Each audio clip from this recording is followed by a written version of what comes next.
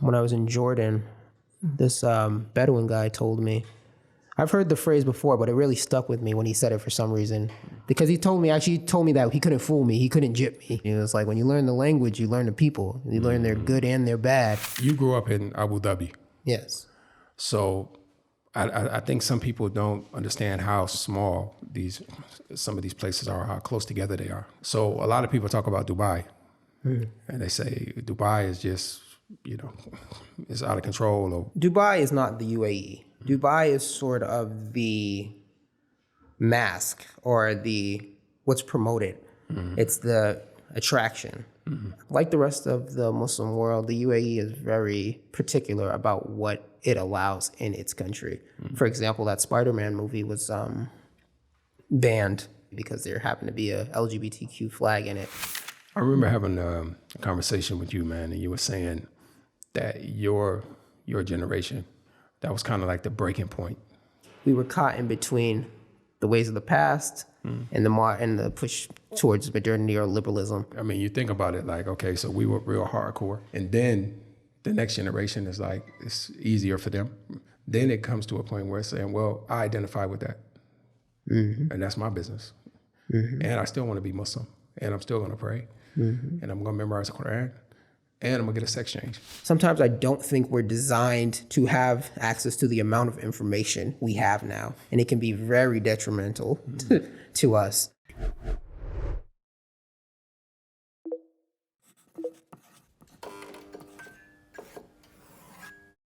Get your copy of the Hijrah Handbook at book.makehijrah.com. Assalamu alaikum wa rahmatullahi wa barakatuh, and welcome to another episode of the Make Hijrah podcast. In today's episode, we have a very special guest, Ube Govin. Ube spent 7 years in Egypt from the age of 6 years old, an additional 11 years in the UAE. All right, so let's start from the beginning. All right, so I was born in Boston, Massachusetts, 1997. I was raised in Boston until I was 6 years old when my family had decided to move to Egypt. So obviously, you were probably too young to remember. Well, I was about 6, so I do have some memories. Like I'm talking about leaving? Of leaving the state? Oh, yes, Yeah. absolutely. I remember the airline we took and everything. Right. So how'd you feel about it, though? I was a little nervous because I was leaving that life behind, but obviously growing up, when you hear Egypt, you hear pyramids, pharaohs, mummies. So I thought that would be cool. But yeah, essentially, I left everything, all those friends behind, and it's actually not too bad because we stayed in contact, so it wasn't too bad. Right. And my father would take us back and forth. Well, we'd frequent back and forth maybe every 2 years. We'd go back to the States for about a few weeks, then come back. But So yeah. what was the adjustment like, adjusting to Egypt So from the States? Because I was so young, it wasn't too bad from what I remember. It was sort of, because like actually me and some of the boys we went to our old neighborhood yesterday or the day before yesterday. And we were on this field, and I was telling them that this field is where I remember speaking Arabic, like understanding Arabic. Like there was no set time that I really remember going or adjusting. It's sort of, I just remember it being life. You know what I mean? Coming up in it. So adjusting wasn't too hard. I would go on the fields, play with the kids, and over time, I'd just be like, I just remember understanding them. I don't know when it happened, but I just remember understanding them, and I'm like, okay. Yeah, so it was life out here, really. We were going to school. We were, really just living, essentially. Sure, man. So how much time did you spend in Egypt? And then where did you go after that? So in Egypt, we were here for 7 years, I believe, if my math is correct. Because we came in 2004 and then we left in 2011. And a lot of people thought it was because of what was going on at that time that Arab Spring had just started off. Right. But no, it was actually just because the opportunity had presented itself for my mother to work in Abu Dhabi. So we ended up moving to the Emirates. Right. And we were there for a good 11 years. MashaAllah. Yeah. So how was that adjustment, moving from Egypt to the Emirates? Now that was an adjustment because, to be honest, Egypt can get a little chaotic, especially living in Cairo. Right. So moving to the Emirates and being over there, and everything was so polar opposite. Everything was kind of calm. Right. There wasn't as much hustle and bustle going on. Right. And we happened to move to this city on the outskirts of Abu Dhabi called Al Ain, which it wasn't a rural town, but it wasn't a city either. It was kind of like in between a city and a town, which was really nice. In terms of adjustment, it wasn't too bad because I spoke Arabic leaving Egypt. Right. So when I went to school in the UAE, it wasn't too bad. The kids weren't mean, or the kids really accepted me, really took me right in because, like I said, I had already had that experience, and living in the Middle East for so long prior to the Emirates, it wasn't too hard adjusting. But there were subtle differences. There were little differences, but they weren't differences that were like major. Like what? I would say really just cultural differences. Dealing with the Emirates, the Emiratis was not like dealing with Egyptians. And then also my use of Arabic, because the Emirates is, I think, only about 10% of the population is actual locals to the population. If you're not really ingrained with them, the need to use Arabic doesn't really come in handy as much because everyone speaks English essentially. But yeah. If you would like to take a brief survey and check your Hijrah readiness, go to hijrahtest.com. So how did you end up having Emirati friends if it's basically 90% foreigner? So I'd make a lot of friends school-wise and in the neighborhood. To be honest with you, the ironic thing is I've actually made more Emirati friends outside of the Emirates than I have in the Emirates.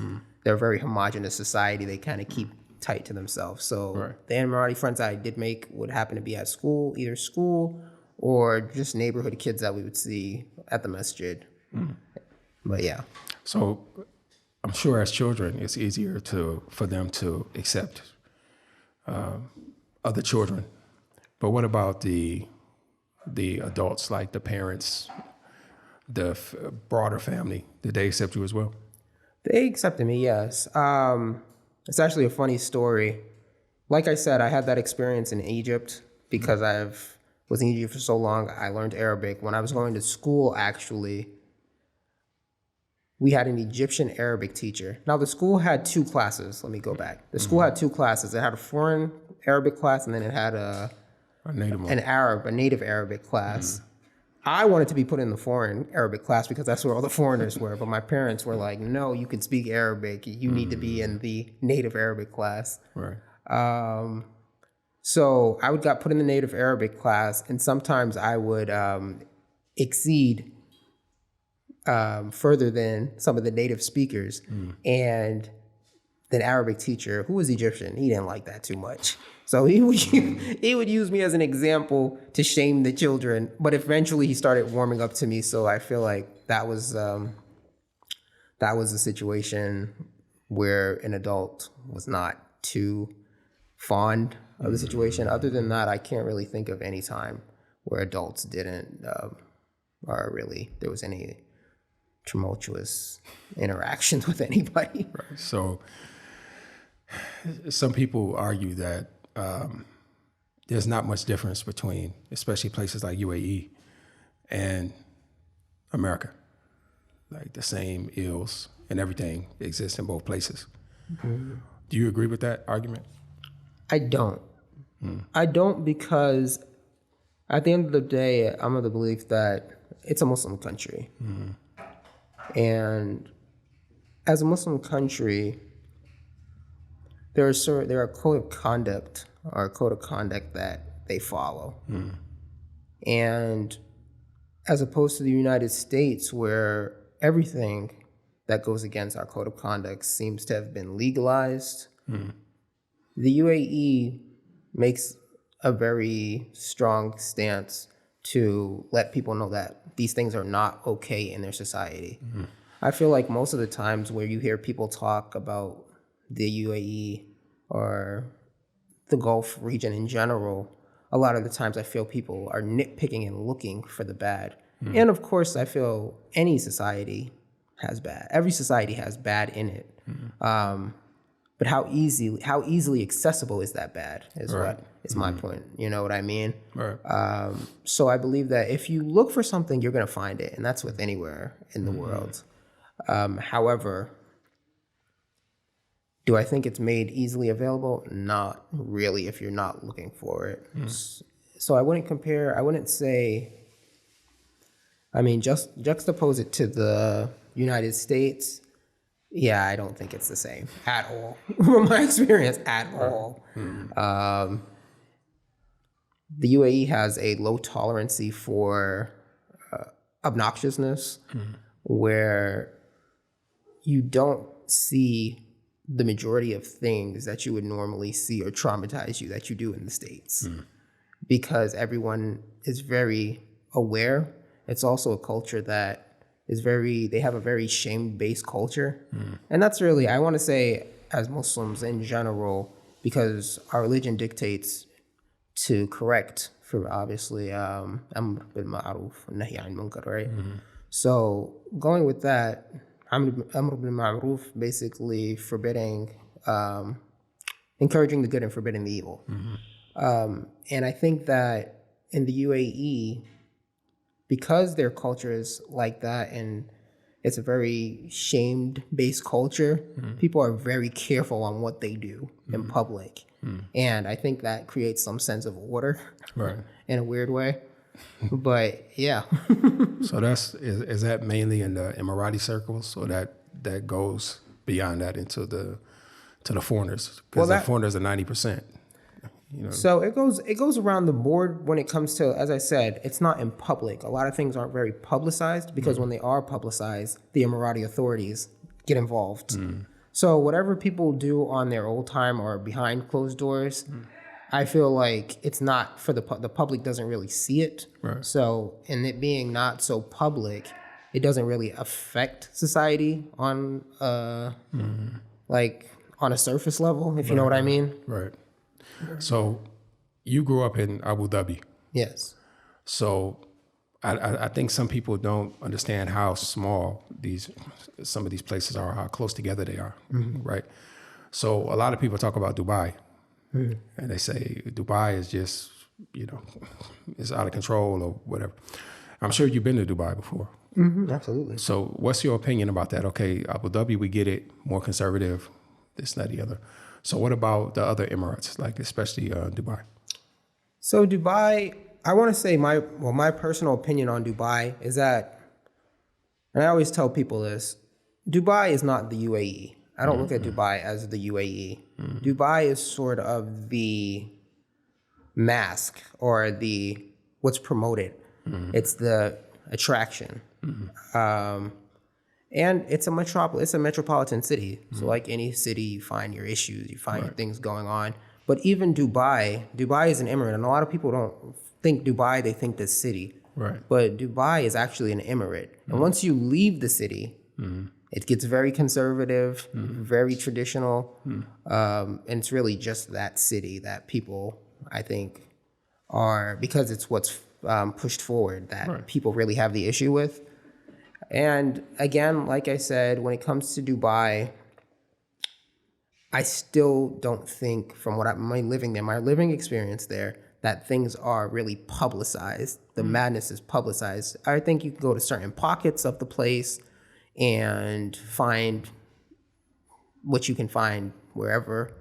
But in terms of the policing of what's the word I'm looking for? The policing of indecency. It's still very present in Dubai, despite what you might hear or what is promoted, which a lot of the times, if you ask me, comes from a very anti-Muslim place. anything that the media can push to help their narrative, Right. they're going to take. So if they give the tiniest excuse for the media to jump on them, the media or the West, that's exactly what it's going to do. And Dubai and the UAE is very aware of this, which is another reason why I think certain things, the way they have their society structured to really get on top of anything that's being done publicly, because they know the agendas of these other countries are to diminish the reputation of these Islamic lands. So older people, the older guys, right? We have a certain way of looking at things. And obviously the youth coming up now, they've been programmed to think a lot differently than we did.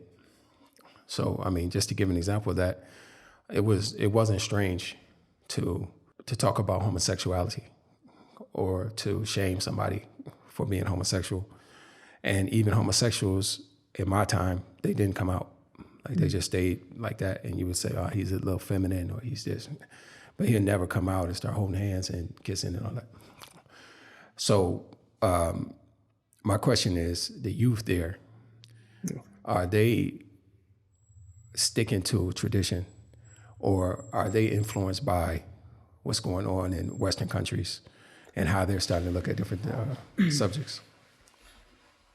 So I want to start off by saying, from my experience, no, not necessarily, because it's very what these countries allow. It's very policed what these countries allow in their country. Like the rest of the Muslim world, the UAE is very particular about what it allows in its country. For example, that Spider-Man movie was banned, that recent Spider-Man movie, because there happened to be a LGBTQ flag in it. So they're very keen on what they let in. And I can't, to be honest, it's been a really long time, so I can't speak on what the modern youth the modern young people feel. Right. But when I was in school, it was not something that was okay. It was not something that people promoted or were outwardly okay with. Right. But yeah, essentially. I remember having a conversation with you, man, and you were saying that your generation, the late 20s, guys in their late 20s, that was kind of like the breaking point. Yeah, I was saying that. Yeah, so I think that like people in our generation, I feel like our generation was at a crucial point. We were like the tipping scale of when this big agenda push was. I feel like we were caught in between the ways of the past and the push towards modernity or liberalism. And obviously being raised as Muslims conservatively, where we happen to fall on the conservative spectrum, the conservative side. As for other people, if maybe they weren't raised in a conservative family, they kind of fell on the liberalism side, and they're more accepting of certain of those ideals that are being pushed, as well as if they're not very cognitive of the idea, because I believe it's a really subtle push that they do. I don't think sometimes it's not a hard drive push. It's very subtle. Right. And if you're not careful in guarding your religion, I believe that it's very easy to slip into those subtleties without even knowing. Right. I mean, you think about it like, okay, so we were real hardcore, like the Jamaicans, right? When it comes to certain stuff. And then the next generation is like, it's easier for them. And then the one after that, they say, well, okay, if that's what you want to do, that's your business, whatever. Then it comes to a point where it's saying, well, I identify with that. And that's my business. And I still want to be Muslim. And I'm still going to pray. And I'm going to memorize the Quran. And I'm going to get a sex change. You know what I mean? So that, and you're not going to say nothing about it. Because at that point, you're like, okay, well, that's you. That's your decision. Do you hear what I mean? Yes. So, I mean, for people trying to escape that, even that possibility, do you think, or would you recommend that they raise their children in a different environment? Oh, for that, if that's absolutely, if that's your prerogative, absolutely, absolutely. If that is your prerogative to keep them away from those ideals.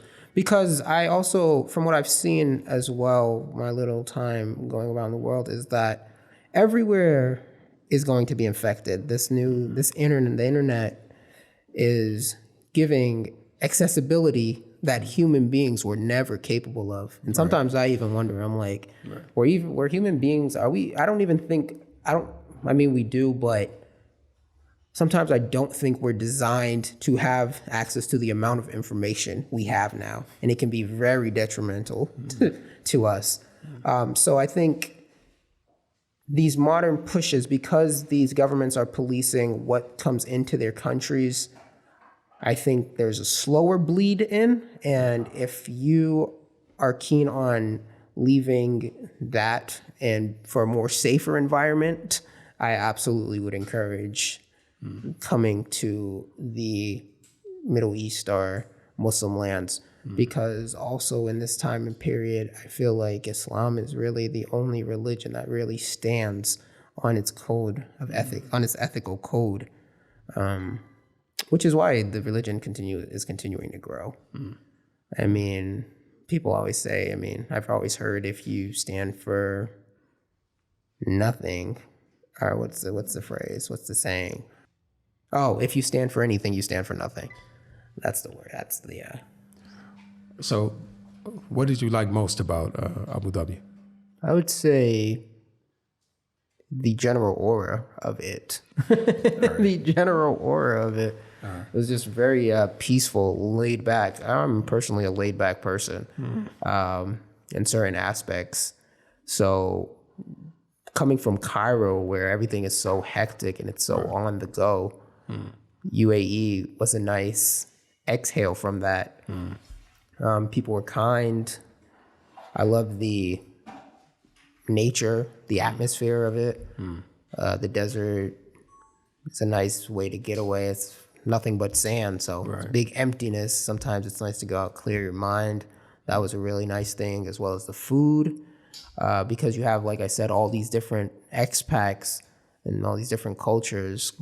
You do tend to get a blend of a lot of different foods. To get your Hijrah-related books, go to book.makehijrah.com. So you went back to the States to go to college. Yes. So what has that been like? I mean, spending all this time overseas and then coming back to America to go to college. What was that experience like? Culture shock. Extreme culture shock. Extreme culture shock. Like I said, if you're coming from a super conservative place, obviously I've been raised in a super conservative place, and then you go to liberal New England. It's different, you know? And it was funny because I went to go live with my grandparents, and my grandmother would consistently give me these crash courses on how to deal with situations that I might be put in. And I always thought I didn't really see the benefit in it. I'm like, all right, but obviously looking back now, growing up or being a little more grown, it's like, absolutely, I understand what she was trying to teach me and why she was saying certain things. And I found also that the United States has this thing where it tends to suck you up very quickly. Not in the sense of, both spiritually, physically. You just end up, it weaves you into society, their societies or our society so quickly. And also more often than not, you don't really know how deep you're woven in until you're really pulled out. And then you're like, oh, wow, yeah. So that was a thing. And like I said, just a general culture shock. You're coming from a conservative society where you're seeing people live life a certain way, and then you're going to a country where people are living the total opposite. of, and it was always funny to me because it's like people claim that they believe in such and such, but they don't act on anything they believe in. That was always something that was like something to me. It was like, you say you're this, but you do this. Right. You say you do that. You say you feel this way, but you're doing this. That never made sense to me. But yeah, I would just really sum it up to culture shock. And through my experience just living there, it was like, and then moving away or leaving there for a little while, for about, not even long, just little incremental, because my family was still in UAE. Right. So going back to the UAE, I would always kind of look at it as a cleansing.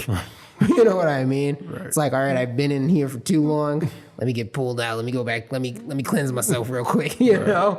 Right. Let me recenter. I always looked at it as a recentering. Right. But yes. So when people try to, it's always a personal gripe I have with people when they compare America to the UAE or to the Gulf. I'm like, there's no way, shape, or form the Gulf is like the United States. There's no way. And I always had my personal gripes with specifically Muslims who did that because I don't understand how Muslims that were born in the land of Islam and their belief in religion are in the land where everything that their religion dictates is unlawful, is lawful, are talking about the Gulf. I'm like, it just never, I don't know. But it never personally made sense to me personally, but yeah. Like once you complete your studies, do you plan to stay there in America? Yeah. No? I'm sorry. Cut you So that was a quick answer. All right. So if that's the case, how do you plan to sustain yourself in the Muslim world? So yeah, no, I do not plan on raising my family or staying in the United States. Obviously, I didn't mention it, but I am Wampanoag native, so and Black. So my roots are in America, and I feel very strongly about that, and I'm very connected to the land of the United States. Right. So I do plan on going home or going back, but in terms of setting up the United States as my field base of operations, no. In terms of my plan, so when I finish my studies, I'm a student in history, and I'm a history and archaeology student. I'm looking to lean in towards education. The world always needs teachers. I enjoy traveling. Right. So yeah, my plan to sustain myself would basically be to, inshallah, find positions, higher up positions in the field that I'm interested in. For example, museum curating and things like that. And alhamdulillah, with credentials from the United States, it always looks good, in especially the Middle East. Right. So it's always a plus to have your credentials in the Middle East.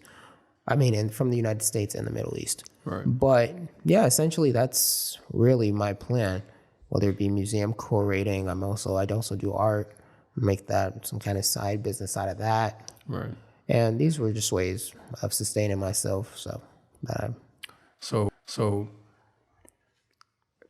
because you moved abroad at such a young age, and you saw it through the eyes of a child, the eyes of a teenager, eyes of an adult, what would you recommend to parents that they think maybe you won't be able to identify if you bring your kids over to these places, that they'll be the ones, the elephant in the room, they'll stand out and stick out, and they won't be able to integrate? What's your advice to them? I would advise parents to have their children learn Arabic, learn the language, because language is the key to culture. And when you learn the language, like when I was in Jordan, this Bedouin guy told me, I've heard the phrase before, but it really stuck with me when he said it for some reason, because he told me that he couldn't fool me. He couldn't jip me. He couldn't get me because I had no language. And he was like, when you learn the language, you learn the people. You learn their good and their bad. Right? So I would really encourage families to really push language to their children. Learn that language because that language is what's going to get you in. Right. You know what I mean? And I think that's another reason why I was so easily integrated because I was able to pick up the language. And they say in Arabic, there's this saying, "Al-ilm fi as-sighar ka-naqsh al-hajar," that like knowledge obtained when you're young is like a chip in a rock. So it stays. Even when you're pulled away from it, like I said, being in the UAE and the United States, where I didn't have to use Arabic, it's still there. It's still embedded within me because I was raised here. Right. So whenever I get the opportunity to talk with someone in Arabic, I take it. And that'd be the same for their children. So you ingrain that in them when they're young or when they come over here and get them to really understand it. And I think it'll be smooth sailing for the most part in terms of assimilation or adjusting. You'll adjust pretty quickly, yeah. MashaAllah.